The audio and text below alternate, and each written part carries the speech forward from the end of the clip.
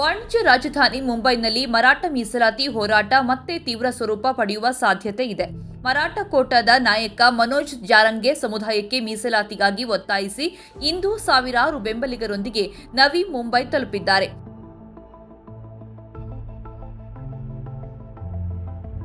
Bike, car, jeep, tempo, ಟ್ರಕ್ಗಳನ್ನು ಬಳಸಿ ಮುಂಬೈನ ಹೊರವಲಯದಲ್ಲಿರುವ ಕೃಷಿ ಉತ್ಪನ್ನ ಮಾರುಕಟ್ಟೆ ಸಮಿತಿ ಎದುರು ಜಾರಂಗೆ ಹಾಗೂ ಇತರ ಮರಾಠ ಕಾರ್ಯಕರ್ತರು ಒಟ್ಟುಗೂಡಿದ್ದಾರೆ.